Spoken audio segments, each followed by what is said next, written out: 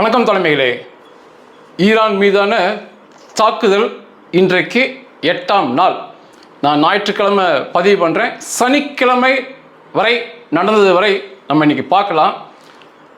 முதல்ல ஈரானுக்கு ஒரு அறிவுரை, அதாவது சரண்டர் அறிவித்துவிட்டு உங்கள் ஆயுதங்களை ஒப்படைத்து விட்டு பொதுமக்களோடு கலந்து புதிய ஒரு ஆட்சியை, பொதுமக்களை துன்புறுத்தாத பெண்களுக்கு சம உரிமை கொடுக்கும் ஆட்சியை கொடுப்பது உங்களுக்கு நல்லது.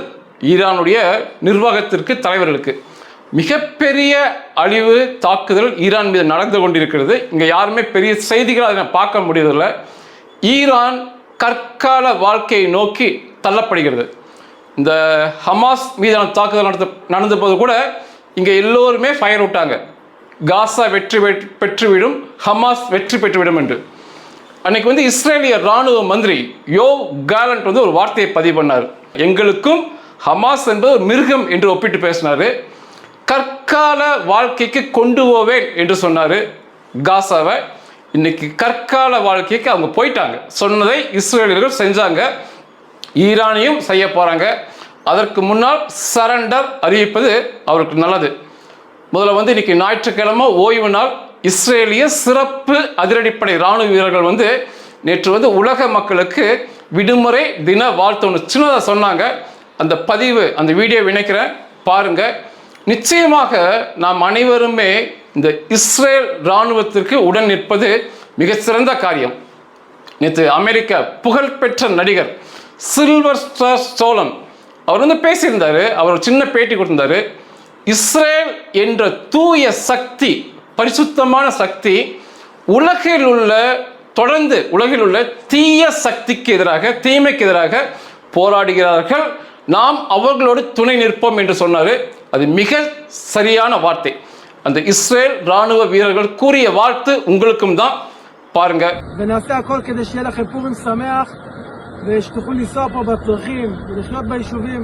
בבטחה ובשקט, אוהבים אתכם, עם ישראל חי. עם ישראל חי. இரண்டாவது, அநேகர் இங்கே ஃபயர் விட்டுருக்காங்க, பயங்கரமாக சண்டை போகிறாங்க ஈரான் ராணுவ வீரர்கள் சொல்லி. ஈரான் துணை ராணுவ காட்டு மிராண்டிகளான பாஜிஸ் லட்சக்கணக்கில் இருக்காங்க. அவர்கள் மீதான நடத்தப்பட்ட தாக்குதல், இஸ்ரேல் விமானப்படை தாக்குதல் நடத்தினாங்க. அவங்க தெரித்து ஓடிய காட்சியை பதிவு பண்ணியிருக்கேன். இந்த காட்சி முடிஞ்ச பிறகு அவர்கள் அனைவரும் கொல்லப்பட்டனர் விமானப்படை தாக்குதலில். அதை நம்ம காட்ட முடியாது. தெரித்து ஓடும் காட்சியை பாருங்க, உண்மையாகவே நிச்சயம் மகிழ்ச்சியா இருக்கும்.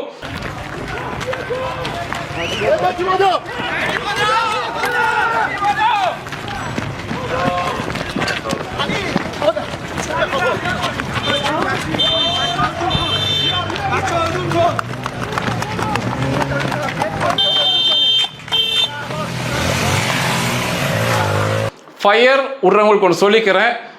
இஸ்ரேல் இராணுவத்துக்கு முன்னால் ஈரான்லாம் நிற்கவே முடியாது. அதுவும் இன்னைக்கு அமெரிக்காவும் சேர்ந்து வரும்போது இவர்களால் தாக்கு பிடிக்கவே முடியாது. மிக கொடூரமான படுகொலைக்கு இந்த ஈரான் இராணுவம் தள்ளப்படும். இந்த வீடியோவில், அவங்க ஓடுற வீடியோலேயே அவர்கள் அனைவருமே கொல்லப்பட்டாங்க. கமெண்ட்ல 2 கேள்விகள் வந்திருந்தது. உங்கள் அனைவர் மனதிலுமே அந்த கேள்விகள் இருக்கும். அதுக்கு நான் பதில் கொடுப்பது எல்லாருக்குமே கொடுத்தது போல இருக்கும். அதில் ஒரு கேள்வி ஆனந்த் குமார் ஜார்ஜ் என்பவர் கேட்டிருக்காரு. ஒரு பிரபல யூடியூபர் மதன் கௌரி, இன்னைக்கு நம்பர் 1 சொல்லலாம். தனிப்பட்ட நபர் ஒரு வீடியோ பதிவு பண்ணுவதில் தமிழ்நாட்டின் நம்பர் 1, இந்த ஆசிய நாட்டிலே அவர் நம்பர் 1 சொல்லுவாங்க. அவர் பெயரை குறிப்பிட்டு கேட்டிருக்காரு.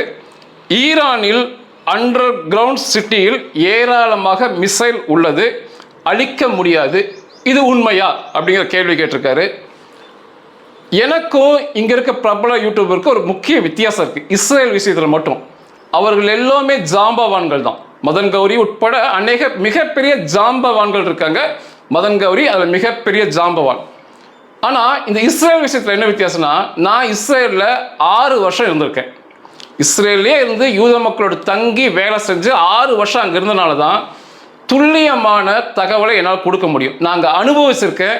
இவர்கள் யாரும் அந்த வாழ்க்கையை அனுபவிக்கவில்லை. அதுதான் வித்தியாசம்.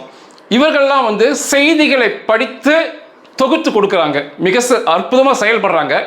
ஆனால் என்னுடைய நேரடி கள அனுபவம் இங்குள்ள யாருக்கும் பிரபல பத்திரிகைக்குமே இல்லை. அதனால தான் மிக சரியாக சொல்கிறேன். எனக்கு யூதர்களோடு வாழ்ந்த பழக்கம் இருக்குது. அவங்களுடைய இராணுவ பலம் தெரியும், ஃபயர் பவர் அப்படிம்பாங்க, இஸ்ரேல் ஃபயர் பவர் தெரியும். அதனால் மிக சரியான 100% சரியாக சொல்லுவேன். அவையெல்லாம் நடக்குது இஸ்ரேல் விஷயத்தில் மட்டும். இந்த கேள்வியில் அநேக பங்கர், அதாவது பதுங்கு குழியில் ஏவுகணைகள் ஒழித்து வைக்கப்பட்டிருக்குன்னு சொல்கிறாங்க. உண்மைதான். ஆனால் ஈரானில் இருந்த பதுங்கு குழியிலேயே மிகப்பெரியது அந்த பதுங்கு குழி மாவீரன் எலி கொமேனிக்கு கொடுக்கப்பட்ட பதுங்கு குழி தான். எல்லாருக்குமே தெரியும். உச்சக்கட்ட தலைமை அலி கொமேனி, அவனுக்கு கொடுக்கப்பட்ட பங்கர் தான் மிகப்பெரிய பங்கர். அதையே அழிச்சு அவனையே கொன்ற போது இந்த பங்கர்லாம் ஏமாத்துறோம். நீங்கள் இயல்பாக சிந்திச்சு பாருங்க. அலி கொமேனியே கொண்டுட்டாங்க. அது இன்னொரு செய்தி இருக்கு. முதல் நாள் அந்த பங்கர் பதுங்கு குழி மேலே தாக்குதல் அந்த காம்பவுண்ட் மேலே நடத்தி அலி கொமேனி கொண்டுட்டாங்க. அந்த பங்கர் மிகப்பெரியது, ரொம்ப பெரியது ஈரானில். அதுக்கப்புறம் என்ன பண்ணிட்டாங்கன்னா, இந்த ஈரான் இராணுவ வீரர்கள் நம்ம அதுக்குள்ளே போய்க்கலாம், அதாவது சிதிலமடைந்த கட்டடம் மிகப்பெரியது, நம்ம அதில் போய் செயல்படலாம், ஒளிந்து கொள்ளலான் இருக்கும்போது மீண்டும் மீண்டும் அதே இடத்தை தாக்கி அவர்கள் எல்லாருமே கொன்னாங்க. அப்போ அங்கே நடக்கிறது எல்லா உளவு தகவலும் இஸ்ரேலுக்கு போயிடும். அந்த பங்கரையே காலிப்படும் போது வேற எல்லா பங்கரையுமே இஸ்ரேல் அழித்து விடும். இஸ்ரேல் இருக்கிற பங்கர் பஸ்டர் பாம் மிக சிறப்பானது. அதை விட அமெரிக்காவில் இருக்கிறது உலகத்திலே மிக பெருசானது. எந்த ஈரானுடைய பங்கரும் தாக்கு பிடிக்காது. இன்னொரு அருமையான கேள்வி, இது எல்லார் மனசுலையுமே இருக்கும். KR அப்படின்னு கேட்டிருக்காரு. ஐயா, ஈரான் நாட்டின் சுப்ரீம் லீடர் இறந்தது உண்மையா? ஒரு ஃபோட்டோ வீடியோ இதுவரை வரவில்லை, எனக்கு சந்தேகமாக இருக்குன்னு கேட்டிருக்காரு. ஒரு அற்புதமான கேள்வி. எல்லாத்தையும் இந்த சந்தேகம் இருக்கும். இதுவரைக்கு காசா போர் ஆரம்பித்த பிறகு 100க்கும் மேற்பட்ட இந்த இஸ்லாமிய அரபிய பயங்கரவாத தலைவர்களை இஸ்ரேல் கொண்டிருக்கு, தனிப்பட்ட இலக்குகளாக எடுத்து. இதுவரைக்கும் 3000 பேருக்கு மேலே கொண்டிருக்காங்க. இந்த போருக்கு இப்போ 2023க்கு மேலே 100க்கும் மேற்பட்ட பெரிய தலைவர்கள் ஆளுமைகளை கொண்டிருக்காங்க. யாருடைய பிணத்தின் புகைப்படமும் வீடியோவும் அவர்கள் தரவில்லை. அதாவது பயங்கரவாத தரப்பிலிருந்து தரல. ஏன்னா கொல்லும் விதம் அந்த மாதிரி மிக பெரிய அளவு சிதிலம் பண்ணிடுவாங்க. கொல்லும் போது ஏதோ ஒரு பாகம் கிடைக்கும், அந்த தலைவரோட ஏதோ ஒரு சிறிய பாகம் ஒரு சின்ன பாகம் கிடைக்கும். அதை வச்சு தான் தெரிஞ்சுக்கணும் கொல்லப்பட்டது அந்த தலைவன் தான் என்று. அப்படிதான் அவங்க உறுதிப்படுத்துவாங்க. அதனால அந்த புகைப்படத்தை வீடியோவை காட்டுவது அவர்களுக்கு கௌரவ குறைச்சலாக இருக்கு. இஸ்லாமிய அரபிய பயங்கரவாத தரப்புக்கு அது மிகப்பெரிய கௌரவ குறைச்சலாக இருக்கு. ஒரே ஒருத்தன் ஹமாஸ் தலைவன் யாகியா சின்வார் மட்டும்தான் முழுமையாக கொல்லப்பட்ட ஒரு ட்ரோன் மூலமாக, பீரங்கி ஷெல் மூலமாக பெரிய அளவில் சேதமடையலாம் அவனுடைய உடல். அதை இழுத்துட்டு போயிட்டாங்க, இழுத்துட்டு தான் போனாங்க. இஸ்ரேலுக்கு கொண்டு போய் இன்னைக்கு இஸ்ரேலில் வச்சிருக்காங்களா சதிச்சிட்டாங்களான்னு தெரியல. மற்றபடி அனைத்து இந்த அரபு இஸ்லாமிய பயங்கரவாத தலைவர்கள் கொடூரமாக சிதைக்கப்பட்டு தான் கொல்லப்பட்டாங்க. அதனால் அந்த உடம்பை அவர்கள் காட்டவில்லை. அலி கொமேனி உடம்புக்கும் அதே கைதான். காட்டுவது ஒரு கௌரவ குறைச்சல். அவ்வளோ பெரிய உருவம் ஒன்றுமே இல்லாமல் சதலமாகும் போது மிகப்பெரிய கௌரவ குறைச்சல் தான் அவங்க காட்டுறதில்ல. அதனால தான் இதை போன்ற புகைப்படம் வீடியோக்களை நீங்கள் பார்க்க முடிவது இல்லை. சராசரி மனிதனுக்குள்ள 100 கிராம் அளவுள்ள இராணுவ பயன்பாட்டில் உள்ள வெடிமருந்து போதுமானது. இப்போ TNT, RDX, SMXலாம் சொல்லுவோம் இல்லையா, 100 கிராம் போதுமானது ஒரு மனிதனை பெரிய அளவில் தாக்கிக் கொள்வதற்கு. ஆனால் இஸ்ரேல் என்ன பண்ணுறாங்கன்னா, இந்த இஸ்ரபுல்லா பயங்கரவாத இயக்கத்தின் தலைவன் ஹாசன் நஸ்ரல்லாவை கொல்லும் போது 1,86,000 கிலோ, கிட்டத்தட்ட 2 லட்சம் கிலோ அளவுக்கு வெடிமருந்துகளை அங்கே உபயோகப்படுத்தினாங்க. வெடிகுண்டுகளை 100 கிராமே போதுமானது அப்படிங்கும்போது 2 லட்சம் கிலோ போடும்போது எந்த அளவுக்கு அந்த இடம் சிதறி போகும், அந்த பிணங்கள் எப்படி கிடைக்கும் நீங்களே கற்பனை பண்ணிக்கங்க. அதனால தான் இந்த பிணங்களின் புகைப்படத்தை நீங்கள் பார்க்க முடிவது இல்லை. அழிக்க வேண்டிய சப ஊர்வலம் நடத்துறதுக்கு பயந்துகிட்டு இருக்காங்க, தாக்குவாங்களோன்னு சொல்லி. அதே போல் இந்த போரின் முடிவு ஒருவேளை சரண்டர் ஆகி சுமூகமாக வந்தாங்கன்னா ஒரு நல்லபடியாக பெரிய அளவில் அலி கொமேனி சவ ஊர்வலத்தை அந்த பயங்கரவாத இயக்கத்தின் மொத்த தலைவன் அவனுடைய சவ ஊர்வலத்தை நடத்தலாம்னு சொல்லி ஒரு திட்டத்தில் இருக்காங்க. நீங்கள் சவப்பெட்டியை தான் பார்க்க முடியும். சவப்பெட்டி மேலே அலி கொமேனியோட ஃபோட்டோ இருக்கும். அவ்வளோதான் நீங்கள் பார்க்க முடியும். எல்லா தலைவனுக்கும் இதுதான் கதி. அதே போல் வந்து இந்த இஸ்ரேல் விஷயத்தில் குறிப்பாக ஹிந்து மக்கள், கிறிஸ்தவ மக்கள் மிகப்பெரிய அளவு நீங்கள் உங்கள் ஆதரவை கொடுக்கணும். அது தார்மீக கடமையாக இருக்கும். ஏன்னா இஸ்லாமியர்கள் அவங்க எவ்வளோ உயர்வான நிலையில் இருந்தாலும், எந்த இடத்துல இருந்தாலுமே, இந்த பயங்கரவாதத்திற்கு உறுதுணையாக இருப்பதை, ஆதரவளிப்பதை அவர்களால் தவிர்க்கவே இயலாது. இந்த நியூயார்க்கில் இப்போ மேயராக இருக்கான், அமெரிக்காவில் நியூயார்க்கில் இப்போ மேயராக ஜெயிச்சவன் பேர் மம்தானி. அவன் ஒரு இஸ்லாமியன். எப்படி ஜெயிச்சு வந்துட்டான்னு வைங்களேன், அவன் எதிர்கட்சி, ட்ரம்ப்புக்கு எதிர்கட்சியான ஆள் ஜெயிச்சு வந்துட்டான். அவனுடைய மனைவி பேர் வந்து ராமா டுவாஜி. ஏற்கனவே இந்த மம்தானி, இந்த நியூயார்க் மேயர் இஸ்லாமியன் என்ன பண்ணுவான்னா, இந்த பயங்கரவாதத்தை மறைமுகமாக ஆதரிப்பதையும் இஸ்ரேலை எதிர்ப்பதையும் வழக்கமாக வச்சிருப்பான். இதில் மிகப்பெரிய விஷயமாக அவனுடைய மனைவி வந்து அக்டோபர் 7 இஸ்ரேல் மீது இந்த ஹமாஸ் பேடி பன்றிகள் தாக்குதல் நடத்தும் போது அந்த தாக்குதல் புகைப்படம்லாம் வந்திருக்கும் இல்லையா, அதுக்கு எல்லாத்துக்குமே இன்ஸ்டாகிராமில் லைக் போட்டிருக்கா அந்த பெண்மணி.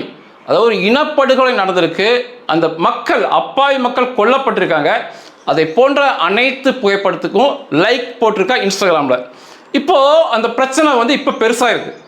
எப்படி வந்து உங்களுடைய மனைவி இவ்வளோ பெரிய இனப்படுகொலை நடக்கும்போது அதற்கு ஆதரவாக லைக் போட்டிருக்காங்க, அதுக்கு அவன் மிரட்டான் மம்தானி. அவன் என்ன சொல்கிறான் அப்படின்னா, இது வந்து தனிப்பட்ட வாழ்க்கை, என்னுடைய மனைவியோட வாழ்க்கை, நீங்கள் அதை தலையிடுறதுக்கு, அதை பற்றி கேள்வி கேட்பதற்கு அதிகாரம் அற்றவர்கள் சொல்லி மிரட்டியிருக்காங்க. இஸ்லாமியர்கள் எவ்வளோ பொறுப்பான பதவிகளில் இருந்தாலுமே ஆள் மனசில் இந்த பயங்கரவாதத்தை ரசிப்பவர்களாக, அதை விரும்புவர்களாக இருப்பார்கள் என்று இது ஒன்றே அழகாக சுட்டி காட்டும். அதனால் வந்து நிச்சயமாக இந்த கிறிஸ்துவ ஹிந்து மக்கள் உங்களுடைய முழுமையான மானசீக ஆதரவை இஸ்ரேலுக்கு வழங்கும்படி கேட்டுக்கிறேன். இதெல்லாம் எப்படி கண்டுபிடிக்கிறாங்க அவன் பண்ணுறதால் அப்படின்னா, இந்த ஒட்டுமொத்த வலைதளங்கள் எல்லாமே இன்னைக்கு யூதர்களுக்கு சொந்தமானது.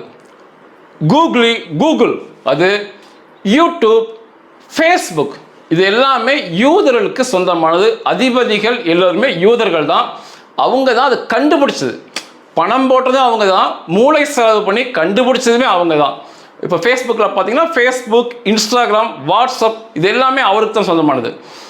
அவங்க அதனால் வந்து எத்தகைய இதை போன்ற யூத மக்களுக்கு விரோதமான கருத்துக்களை அவங்க நிச்சயமாக பார்ப்பாங்க, கண்காணிச்சு தான் இருப்பாங்க, எளிதில் கண்டுபிடிச்சிருவாங்க. அப்படி மாட்டினது தான் இப்போ இந்த மம்தானியோட பொண்டாட்டி லைக் போட்டது. இன்றைக்கி அது பெரிய பிரச்சனையாக அமெரிக்காவில் போயிட்டுருக்கு. சரி, இனி இந்த சண்டை நிலவரத்தை பார்த்துடலாம். நேற்று சனிக்கிழமை முதன்முறையாக இந்த போரில் முதன்முறையாக ஈரானுக்குள் இருந்த எண்ணெய் சேமிப்பு கிடங்கு, எண்ணெய் சுத்திகரிப்பு நிலையம், இது எல்லாத்தையுமே அடித்து பற்ற வச்சு விட்ருக்காங்க இஸ்ரேலிய விமானப்படையினர். தேர்ந்தெடுத்து 30க்கும் மேற்பட்ட இந்த எண்ணெய் கிடங்குகளை அடித்து பற்ற வச்சு மிகப்பெரிய அளவில் கொழுந்து விட்டு எரிந்து கொண்டிருக்கு, அணைக்க முடியாத அளவுக்கு.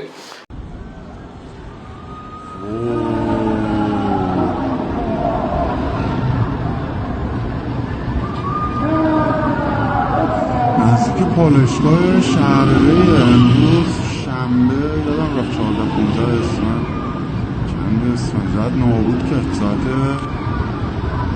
10 شب. இதுக்கு இஸ்ரேல் தரப்பில் என்ன நியாயம் சொல்றாங்கன்னா, இந்த பெட்ரோலிய பொருட்கள் முழுக்க இந்த ஈரானிய இராணுவம் நகர்வதற்கு, அந்த வாகனம் நகர்வதற்கு பயன்படுது, அதனால் அதில் அடித்து காலி பண்ணோம் அப்படிங்கிற மாதிரி சொல்கிறாங்க. நிறைய பேர் வந்து இந்த ஈரானில் வந்து சண்டையானால் உலகம் முழுவதும் எண்ணெய், கச்சா எண்ணெய் பாதிக்கப்படும், பெட்ரோல் டீசல் பாதிக்கப்படும். பெட்ரோல் பங்கில் கூட்டமாக போகிறதெல்லாம் பார்க்குறேன். அது தேவையற்ற ஒரு செயல். ஈரானில் இருக்கும் கச்சா எண்ணெய் கையிருப்பு, அதாவது ரிசர்வ், பூமிக்குள்ள இப்போ இருக்குது. அது வந்து உலகத்தில் 3வது இடம் அதிகமாக ரிசர்வ் அவங்க வச்சிருக்கிறது. 20,800 கோடி பேரல் அளவுக்கு கச்சா எண்ணெய் அவங்கக்கிட்ட பூமிக்கு அடியில் இருக்குது. இது நிரூபிக்கப்பட்ட ஒன்று, ப்ரூவன் அப்படிம்பாங்க. அதை தவிர எண்ணற்றது இருக்கும் ஈரானுக்குள்ள. அது வந்து தோண்ட வேண்டிய அவசியமே இல்லை, கண்டுபிடிக்க வேண்டிய அவசியம் இல்லை. ஏன்னா இதுவே பல ஆண்டு நமக்கு போதுமானது.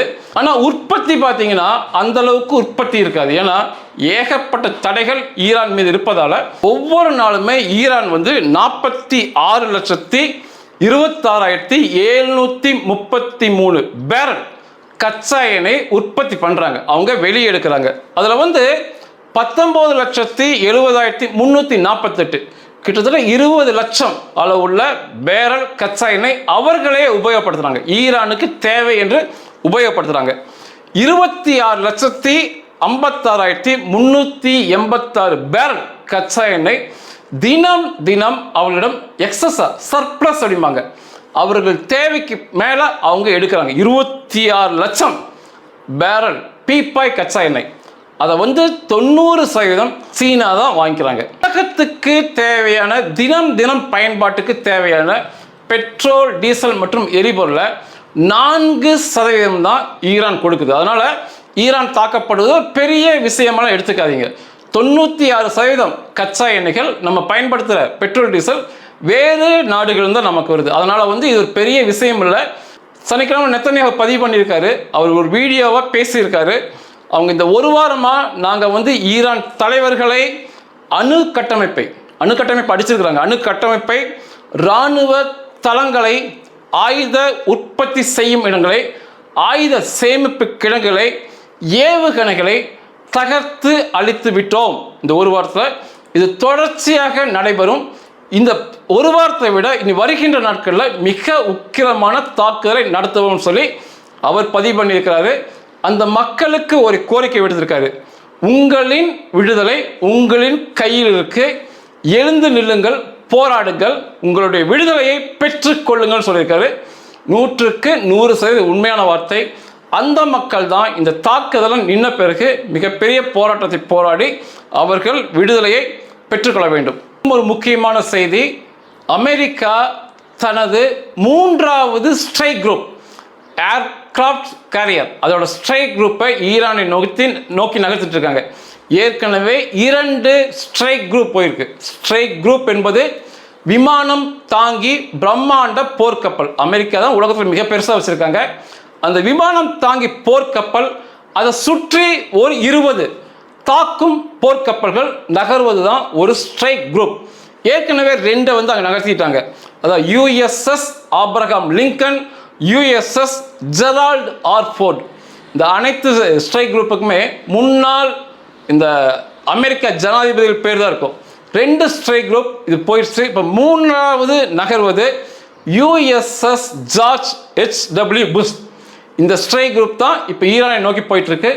10 நாளில் தன்னுடைய தாக்குதலை ஈரான் மீது ஆரம்பிக்கும் என்று எதிர்பார்க்கப்படுகிறது.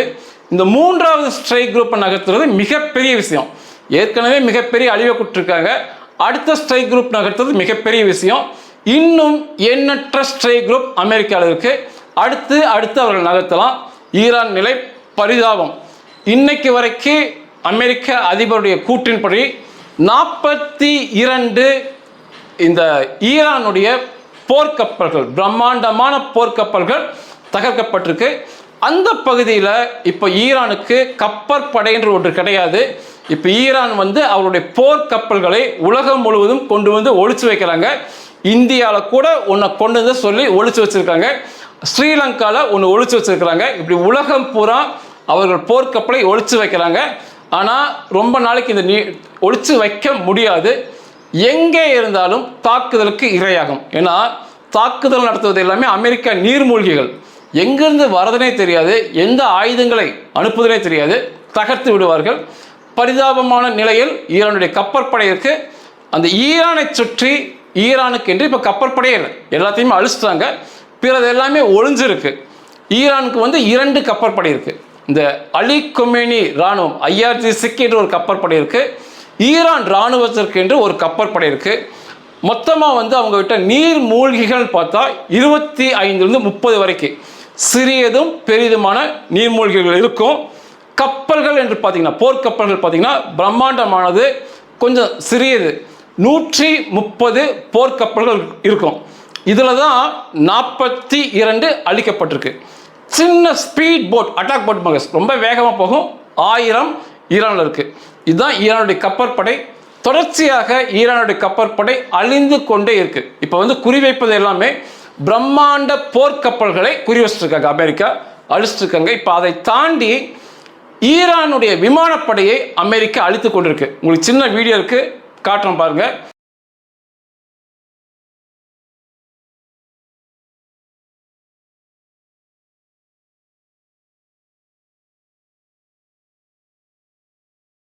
ஈரானுடைய போர் விமானங்கள், பிற பயன்பாட்டிற்கான இராணுவ பயன்பாட்டிற்கான விமானங்களை தொடர்ச்சியாக அமெரிக்கா அழிக்க ஆரம்பிச்சிருக்கு. மிகப்பெரிய பொருளாதார அழிவை நோக்கி ஈரான் போயிட்டாங்க. அதான் நான் தொடக்கத்திலே சொன்னேன், சரண்டர் அறிவித்து விட்டு மண்டிட்டு மன்னிப்பு கேட்பது தான் இந்த IRGC இராணுவருக்கு மிகச்சிறந்த காரியம். இல்லைன்னா மிகப்பெரிய அழிவு, கற்கால வாழ்க்கைக்கு ஈரான் தள்ளப்படும். இன்னொரு முக்கிய செய்தி, 27,000 மிக பிரம்மாண்டமான குண்டுகள், 250 கிலோலிருந்து 500 கிலோ எடையுள்ள மிக பிரம்மாண்டமான குண்டுகளை அமெரிக்கா இஸ்ரேலுக்கு விற்பனை செய்திருக்கு. அந்த குண்டுகள் இஸ்ரேலுக்குள்ள போயிடுச்சு. MK-80 வகை உட்பட பெரிய குண்டுகள் 27,000 வித்திருக்காங்க. இந்த போரில் முக்கியமாக பார்க்கணும், இந்த அமெரிக்க அதிபர் ட்ரம்ப் இந்த போர் ஆரம்பிச்சிருக்காரு, யாரிடமும் அனுமதியை பெறவில்லை. இதை வந்து ஐக்கிய நாடுகள் சபை UN பேசி அனுமதி வாங்கலை. அமெரிக்காலேயே காங்கிரஸில் பேசி வாங்கணும், அனுமதி வாங்கணும். அது எதையுமே செய்யலை. எதிர்கட்சிக்கிட்ட, ஆளுங்கட்சிக்கிட்ட, ஐக்கிய நாட்டு சபைகள்கிட்ட யாரிடமும் எந்த அனுமதியும் அவர் வாங்கலை. நான் அமெரிக்க அதிபர், எனக்கு அதிகாரம் இருக்குன்னு சொல்லி அவருடைய தனிப்பட்ட அதிகாரத்தின் மூலமாக தான் இவ்வளோ பெரிய போர் அங்கே நடந்துட்டு இருக்கு. இதில் இன்னொரு ஆச்சரியமான விஷயம், இன்னைக்கு இந்த 27,000 குண்டுகள் வித்தாங்க இல்லையா அமெரிக்காவுக்கு, இஸ்ரேலுக்கு. அந்த குண்டுகள் தயாரிக்கும் நிறுவனம் செயல்பட்ட இடம் அமெரிக்கா. டெக்சாஸில் ஒரு பிளான்ட் இருக்கு, அங்கே வச்சு தயாரித்தாங்க. அந்த நிறுவனத்துக்கு சொந்தக்கார நாடு துருக்கி. துருக்கி ஒரு இஸ்லாமிய நாடு. துருக்கி தான் அந்த நிறுவனத்துக்கு சொந்தம். அமெரிக்காவில் முதலீடு பண்ணி குண்டுகள் தயாரித்து துருக்கி அவங்ககிட்ட வாங்கிக்கிட்டு ஏற்றுமதி பண்ணாங்க. துருக்கிக்கே கேட்காம இந்த 27,000 குண்டை தூக்கி இஸ்ரேல் கொடுத்துட்டாங்க. 27,000 குண்டு தயாரிக்கப்பட்டு ஸ்டாக் ஃபைல் இருந்திருக்கு. துருக்கியிடம் அனுமதி பெறாமல் அது இஸ்ரேல் கொடுத்துட்டாரு, ட்ரம்ப்புடைய உத்தரவின் பேரில். இப்போ துருக்கி வந்து பிரச்சனை பண்ணதுக்கு, உனக்கு தேவை காசு தானே, அந்த பணத்தை நீ வாங்கிக்கோ, அவ்வளோதான் அப்படின்ட்டு இருக்காங்க. ட்ரம்ப்புடைய செல்வாக்கு, அதிகாரம் எப்படின்னு சொல்லி இந்த போரை அவர் எவ்வளோ விரும்புகிறாரு, இஸ்ரேலை எவ்வளோ நேசிக்கிறார் என்று உங்களுக்கு புரியும். அதே போல் லெபனான் மீது தலை வழி தாக்குதலை இஸ்ரேல் ஆரம்பித்து விட்டது. இஸ்ரேல் இராணுவம் லெபனானுக்குள்ளே போயிருக்குன்னு சொல்லி இங்கே தகவல் வருது. அது பொய், அதாவது தவறான செய்தி. லெபனானுக்குள்ள ஒரு கிரவுண்டு கமாண்டர் ரைட் நடத்தினாங்க இஸ்ரேல். இன்னும் இராணுவத்தை உள்ள அனுப்பல. 1,00,000 இராணுவ வீரர்கள் தயாராக இருக்காங்க.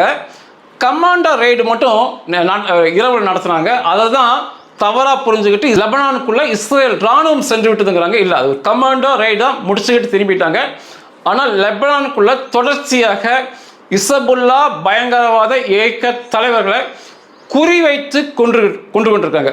ஒரு 5 நட்சத்திர ஹோட்டலில் தங்கியிருந்த இசபுல்லா பயங்கரவாத தலைவர்கள் தங்கியிருந்த அந்த அறைக்கு உள்ள மட்டும் ஏவுகணை போச்சு. அதோட புகைப்படம் இருக்கு, பாருங்க. இந்த லெபனான் மீது தரைவழி தாக்குதல் பிற்பாடு நடக்கலாம். இந்த பிரச்சனையை முடிச்சுட்டு 1,00,000 இராணுவர்கள் அங்கே இருக்காங்க. ஈரான் பிரச்சனையை முடிச்சுட்டு ஆரம்பிக்கலாம். இதான் லெபனானோட நிலை. ஈரான் மீது 14 அலை இஸ்ரேல் போர் விமான தாக்குதல் முடிஞ்சிருச்சு. 14 தடவை தாக்கிட்டு வந்து திரும்ப தாக்கிட்டு இருக்காங்க. 13வது அலை தாக்குதல் வந்து 80 போர் விமானங்கள் சம்பந்தப்பட்டது. இஸ்ரேல் போர் விமானங்கள். இஸ்ரேலுடைய இராணுவத்தை பற்றி நீங்கள் நிச்சயமாக தெரிஞ்சுக்கணும். அந்த 13வது அலை தாக்குதல் 80 போர் விமானம் போனப்ப அதில் ஒரு போர் விமானத்தை ஓட்டி சென்றது இஸ்ரேலுடைய விமானப்படை தளபதி டோமர் பார். அவரே ஓட்டிட்டு போய் அவரே குண்டுகளை போட்டு அந்த 13வது அலை தாக்குதலில் 50க்கு மேற்பட்ட ஈரானுடைய போர் விமானங்கள், பிற இராணுவ பயன்பாட்டிற்கான பிரம்மாண்ட விமானங்களை இஸ்ரேல் விமானப்படை அழிச்சது. அது இல்லாமல் அமெரிக்கா அழிச்சது தனி. அந்த ஆப்ரேஷனுக்கு டோமர் பாரே போர் விமானத்தை ஓட்டிட்டு போய் F-15E அந்த போர் விமானத்தை தான் அவர் ஓட்டிட்டு போனார். பிரம்மாண்ட தாக்குதலை அவர் கையால் நடத்தினார். ஒருவேளை அவர் கொல்லப்பட்டிருக்கலாம், இது அவருக்கு தேவையில்லாத விஷயம். ஒரு விமானப்படை தளபதி உலகத்தின் சக்தி வாய்ந்த விமானப்படை, அவர் செல்ல வேண்டிய அவசியம் இல்லை. ஆனால் இந்த பயங்கரவாதத்தை தன் கையால் அழிக்க வேண்டும் சொல்லி மிகப்பெரிய அழிவை கொண்டு அவர் திரும்ப வந்துட்டார். முக்கியமாக என்னென்னா, அவர் ஓய்வு பெற போகிறார். அவருடைய ஓய்வு காலம் நெருங்கிடுச்சு. ஆனால் நெத்தன்யாகு வந்து அவருக்கு பதவி நீட்டிப்பை கொடுத்தார், இன்னும் நீங்கள் இருங்கன்னு சொல்லி. அப்போதுக்கு டோமர் பார் என்ன சொன்னார்னா, எனக்கு அடுத்து அநேகர் இந்த பதவிக்கு ஆசையோடு காத்துட்ருப்பாங்க, நானே அதுக்கப்புறம் என்னுடைய ஓய்வுக்கு அப்புறம் இருப்பது தவறான செயலாக எனக்கு தோணுது, அதனால் நிச்சயமாக நான் ஓய்வு பெற்று விடுகிறேன், இந்த சண்டையெல்லாம் முடிஞ்ச பிறகு புதிய தலைவர் வரட்டும், ஆனால் நான் விமானப்படை தளபதி என்ற பொறுப்பில் தான் ஓய்வு பெறுகிறேன் ஒழிய ரிசர்வாக இருந்துக்கிட்டே தான் இருப்பேன், எப்போ வேணால் கூப்பிடுங்க. இந்த டோமர் பார் வந்து ஒரு பைலட்டாக தன்னுடைய வாழ்க்கையை ஆரம்பித்தார், போர் விமான ஓட்டுநராக. எப்போ வேணால் கூப்பிடுங்க, ஒரு தனிப்பட்ட ஒரு போர் விமானியாக வந்து சண்டையில் கலந்துக்குவேன், இஸ்ரேலுக்காக என் உயிரை கொடுப்பேன்னு சொல்லி சொன்னார். தனிப்பட்ட முறையில் நான் ஒரு உதாரணமாக இருக்க விரும்புகிறேன் பதிவினார். இஸ்ரேல் வெற்றி பெறுதுன்னா இதை போன்ற தேசப்பற்றுமிக்க நியாயமான மக்கள் தான் பெரிய காரணமாக இருப்பாங்க. இந்த 8 நாள் சண்டையை வந்து ஒரு சுருக்கமாக சொல்லணும்னா, இந்த ஈரானுடைய கப்பற்படை அழிக்கப்பட்டு விட்டது, ஈரானுடைய விமானப்படை அந்த பகுதியில் இந்த விமானங்கள் அழிக்கப்பட்டு விட்டது, ஈரானுடைய கடல் பகுதியும் ஈரானுடைய வான் பகுதியும் அமெரிக்கா மற்றும் இஸ்ரேல் கைப்பற்றி விட்டது, தோற்று விட்டார்கள். அமெரிக்கா இஸ்ரேலிடம் ஈரானியர்கள் தங்களுடைய கடல் பகுதியையும் வான் பகுதியையும் முற்றாக இழந்து விட்டார்கள். ஆனால் இன்னும் தரைப்பகுதியை ஈரான் இழக்கவில்லை, அதற்கான முன்னேற்பாடுகள் போயிட்டுருக்கு. மிக கடுமையான சேதத்தை கொடுத்த பிறகுதான் தரைக்குள்ள நுழையும், தரையை வந்து கைப்பற்றுவாங்க. எல்லாமே நம்ம பேசிகிட்டு இருக்கோம். குர்தீஸ் இராணுவ வீரர்கள் போராளிகள் ஈரானுக்குள் நுழைவார்கள் என்று.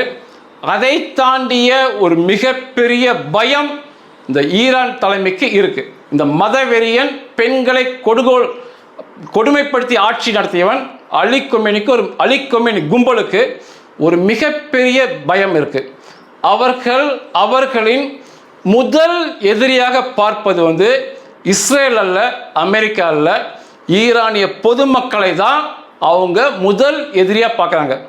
இப்போ சண்டை நடக்கிறனால அந்த ஈரான் மக்கள் தொடர்ச்சியாக குண்டு விழுகிறதுனால வீடுகளுக்குள் இருக்காங்க. இதெல்லாம் வந்து ஓரளவுக்கு இவங்க அழிக்கப்பட்டாங்கன்னா அந்த மக்கள் வெளியே வந்து திரும்ப பிரச்சனை ஆரம்பிச்சாங்கன்னா மிகப்பெரிய அழிவை சந்தித்து விடும்னு சொல்லி இந்த அலி கொமேனி கும்பலுக்கு பல லட்சம் இராணுவர்கள் நடுங்கி கொண்டு இருக்கிறாங்க. அதுதான் உண்மை. அவர்களுக்கு முதல் எதிரி அமெரிக்கா அல்ல, இஸ்ரேல் அல்ல, குர்தீஸ் போராளிகள் அல்ல. அந்த மக்களை நினைத்து நடுங்கி கொண்டிருக்காங்க. எப்போ இந்த தாக்குதல் நிற்கும், இந்த மக்கள் எப்போ ஊருக்குள்ளே வருவாங்க, நம்ம எப்படியெல்லாம் வேட்டையாட போகிறாங்கன்னு சொல்லி. ஏன்னா 2 நாள் சண்டையில் 87,000 பேர்த்த கொண்டாங்க. அத்தனை வீடியோக்களும் இருக்குது. எப்படி கொடுமையாக நியாயப்படுத்தினான்னா, அந்த ஈரானியோட தளபதி அப்போ பேட்டி கொடுத்தான், மரணம் அடைந்ததெல்லாம் உண்மைதான். அவர்கள் கணக்கில் ஈரான் இராணுவ தரப்பில் பொதுமக்கள் 3000 பேர் கொல்லப்பட்டாங்க அப்படின்னாங்க. அமெரிக்க அதிபர் ட்ரம்ப் வந்து 32,000 பேர் கொல்லப்பட்டாங்க சொன்னாங்க. 87,000 மக்கள் கொல்லப்பட்டிருக்காங்க. அவன் என்ன பதிவுன்னா ஈரான் தளபதினா, அவர்களே சுட்டு கொன்றார்கள்ங்கிறான். அதாவது போராடிய பொதுமக்கள் அவங்களுக்குள்ளேயே ஒருத்தன் மாற்றி ஒருத்தன் சுட்டு செத்துக்கிட்டானுங்க. ஏன் செத்துக்கிட்டாங்கன்னா, அந்த பிண எண்ணிக்கை, அந்த மரண எண்ணிக்கை அதிகப்படுத்த வேணுங்கிறனால நாங்கள்லாம் சுடலை, அவங்களே சுட்டான்னு சொல்லி ஒரு அயோக்கியத்தனமான கருத்தை பதிவுனான். எவ்வளோ பெரிய வேதனையாக இருக்கும் பாருங்களேன். 87,000 பேர் சுட்டு கொண்டிருக்கானுங்க. கொஞ்சம் கூட குற்ற உணர்வு இல்லாமல் பயங்கரவாதி விட கேடுகட்ட பன்றி பயங்கரவாதி மேலே இந்த கருத்தை பதிவுனா, அவங்களே சுட்டு செத்தது தான், நாங்கள் ஒன்றும் பண்ணல. மரண எண்ணிக்கையை உலகத்துக்கு காட்ட விரும்புகிறாங்கன்னா, அப்படியாமா ஒரு அப்பாவி இளைஞி முதியவர்கள் சாவாங்க? இவங்க அதான் நடுங்கிட்டு இருக்கானுங்க. எப்போ இந்த மக்கள் வெளியே வந்து நம்மை வேட்டை ஆடுவாங்கன்னு சொல்லி நடுங்கிட்டு இருக்காங்க. இந்த போர் இன்னும் 6 வாரம் நீடிக்கலாம் அப்படிங்கிற மாதிரி கருத்து சொல்கிறாங்க. அமெரிக்காவுடைய 3வது ஏர்கிராஃப்ட் கேரியர் ஸ்ட்ரைக் குரூப் நகர்வதை வைத்து பார்த்தால் 27,000 குண்டுகளை அமெரிக்கா மட்டுமே இஸ்ரேலுக்கு விற்பனை செய்து வைத்து பார்த்தால் மிகப்பெரிய பேரழிவு இந்த ஈரான் கும்பலுக்கு வருகின்ற நாட்களில் நடைபெறும். நிச்சயமாக மகிழ்ச்சியோட பதிவு பண்ணுறேன். நீங்களும் மகிழ்ச்சியோடு கேட்டுக்கங்க. நன்றிகள்.